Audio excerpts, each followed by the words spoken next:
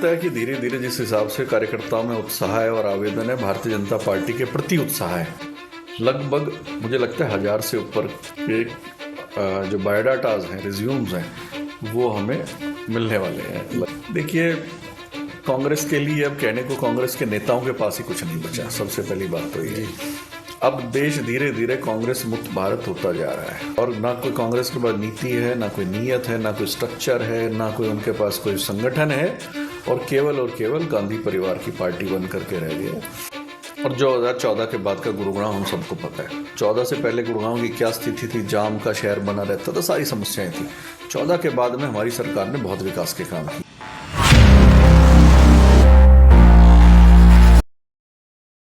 नमस्कार, आप ये सीधी और लाइव तस्वीरें देख रहे हैं। इस समय मैं मौजूद हूँ हरियाणा के गुरु कमल में। जिला अध्यक्ष कमल यादव जी हमारे साथ हैं। उनसे जानने की कोशिश करेंगे, जैसे निकाय चुनाव है, किस तरीके से बीजेपी निकाय चुनाव को लेकर, जैसे नगर निगम के चुनाव है, दो बहुत बड़ा चैलेंज है, किस तरीके से देखते हैं। कमल जी नमस्कार। नमस्कार जी। कमल जी, पहले लोकसभा चुनाव, फिर विधानसभा चुनाव, अब निगम के चुनाव, किस तरीके से देखते हैं अपने इस उसमें अध्यक्ष के उस रूप में, किस तरीके से आप चैलेंज को स्वीकार कर रहे हैं और कैसे रणनीति आप बना पा रहे हैं। आज यहाँ पर आपके पास काफ़ी आवेदन भी आए हैं, उस बारे में थोड़ा सा बात करेंगे सर। देखिए, मैं सौभाग्यशाली हूँ कि मेरे समय में, मेरे टेन्योर के अंदर सारे ही चुनाव संपन्न होंगे और निश्चित रूप से राजनीति के अंदर जितनी भी भाग दौड़, लोगों से मिलना, लोगों के बीच में रहना, सारी चीज़ें जो होती हैं वो केवल राजनीतिक रूप में लास्ट में अगर हम सही मायनों में देखें तो चुनाव के लिए ही होती है जी। जो राजनीति कर रहा है वो चुनाव के लिए कर रहा है जी। और जब चुनाव जिसके टेन्योर में कराए जाएं या ऑटोमेटिकली आ जाएं तो वो अपने आप को भाग्यशाली समझता है। मैं हरियाणा प्रदेश की जनता का धन्यवाद करता हूँ जिन्होंने लोकसभा में बहुत अच्छे रिजल्ट्स दिए। हमारे ज़िले में, विशेषकर हम हरियाणा के अंदर, अपने ज़िले में सबसे ज़्यादा वोट हमारे ज़िले को मिली। उसी प्रकार से विधानसभा चुनाव के अंदर हरियाणा में तीसरी बार सरकार बनी। माननीय मनोहर लाल जी के नेतृत्व में 10 साल सरकार चली। माननीय नायब सैनी जी के नेतृत्व में अभी भी सरकार हमारी तीसरा टर्म चल रहा है। दोनों ही मुख्यमंत्री, पूर्व मुख्यमंत्री और वर्तमान में मुख्यमंत्री, दोनों के टेन्योर को जनता पसंद कर रही है, उनके किए हुए काम को पसंद कर रही है। इसीलिए तीसरी बार मौका मिला सरकार के अंदर आने का। और जब तीसरी बार सरकार के अंदर आए तो सबसे ज़्यादा बहुमत के साथ में आए।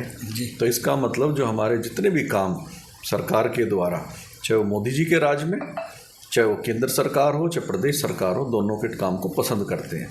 बिना खर्ची, बिना पर्ची, तमाम ऐसे काम जो सरकार ने किए, सड़कों का जाल बिछाना, MSP पर सभी फसलों को खरीदना। एकमात्र ऐसा प्रदेश है हमारा हरियाणा जो सभी 100% फसलें MSP पे खरीदी जाती। तो मतलब कहने का मतलब ये है, जो भी नीतियाँ लेकर के हमारी सरकार आई वो जनता को पसंद आई, इसीलिए सरकार बनी तीसरी बार। अब नगर निगम के चुनाव में निश्चित रूप से मुझे लगता है कि इस कार्यकर्ताओं की मेहनत से, जनता के आशीर्वाद से, दोनों नगर निगम के अंदर मेयर हमारे बनेंगे। नगर परिषद और पालिकाओं में चेयरमैन और पार्षद भी चुन करके आएंगे और दोनों नगर निगम के अंदर जो पार्षद हैं वो बहुत अच्छी मात्रा में चुन करके आने वाले हैं, ऐसा मुझे लगता है।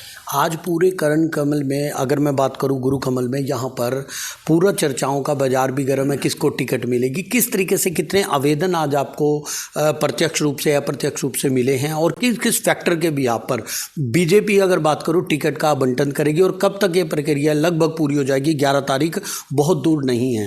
देखिए, 11 से नॉमिनेशन शुरू हो जाएंगे, तो मुझे लगता है कि अब ये प्रक्रिया और तेज़ी से चलने वाली है और आने वाले समय के अंदर आप देखेंगे कि अब इसी दौरान टिकट के लिए और चुनाव की तैयारियों के लिए ही कार्यकर्ता लग चुका है।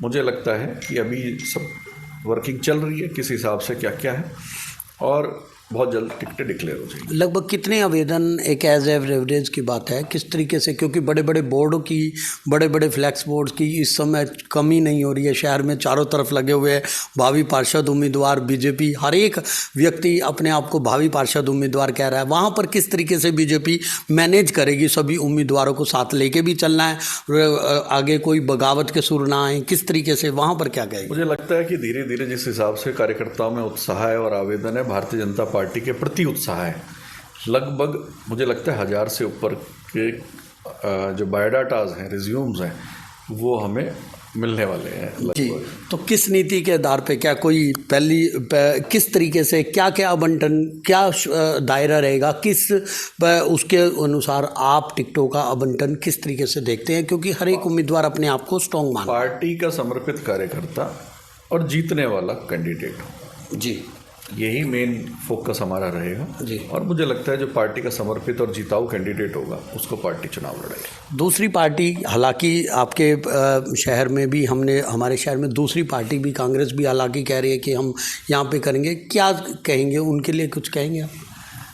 देखिए, कांग्रेस के लिए अब कहने को कांग्रेस के नेताओं के पास ही कुछ नहीं बचा। सबसे पहली बात तो ये, अब देश धीरे धीरे कांग्रेस मुक्त भारत होता जा रहा है और मुझे लगता है कि आने वाले समय में जिस प्रकार से कांग्रेस पूरे देश के अंदर ख़त्म हो चुका है, गुड़गांव के अंदर भी बिल्कुल ख़त्म ही है जी। और ना कोई कांग्रेस के पास नीति है, ना कोई नीयत है, ना कोई स्ट्रक्चर है, ना कोई उनके पास कोई संगठन है और केवल गांधी परिवार की पार्टी बन करके रह गया है।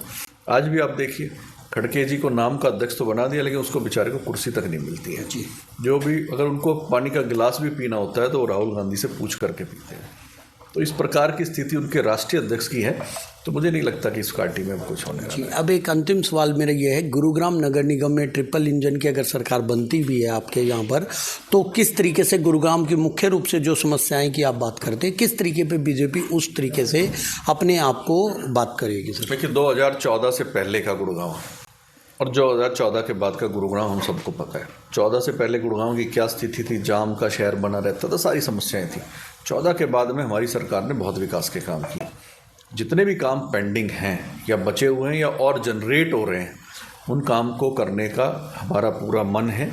100% हम उन सभी कामों को करेंगे और जो हमने मैनिफेस्टो के अंदर, चाहे वो लोकसभा चुनाव, विधानसभा चुनाव में जितने भी हमने वायदे किए हैं, 100 दिन के अंदर काफ़ी वायदे माननीय मुख्यमंत्री जी ने पूरे किए हैं। लेकिन मैं निश्चित रूप से विश्वास दिलाता हूँ, ये माननीय मनोहर लाल जी की जिस प्रकार से गारंटी हरियाणा के अंदर होती थी और देश के अंदर नायब सैनिक नरेंद्र मोदी जी की गारंटी है, उसी प्रकार से अब हरियाणा के अंदर नायब सैनी जी की गारंटी चलती है। और मैं पूरा विश्वास के साथ में, पूरी गंभीरता के साथ में आपको कहना चाहूँगा इस चैनल के माध्यम से कि हमारे जितने भी वायदे हैं हम 100% उनको पूरा करेंगे। उल्टी गिनती शुरू हो चुकी है। इस समय आपने सुना जिलाध्यक्ष कमल जी यादव जी हमारे साथ थे, उन्होंने बताया किस तरीके से रणनीति आगे की रहेगी मेयर के। और जिला, अगर मैं पार्षद उम्मीदवारों की बात करूं, 1000 से करीब आवेदन यहां पर लगभग प्राप्त होने की उम्मीद है। तो किस तरीके से आवंटन होगा, 11 पल की अपडेट मैं अपने चैनल पर आप लोगों को देता रहूँगा। एक बार फिर मैं कमल जी आपका धन्यवाद करूँगा। जय हिंद, जय भारत।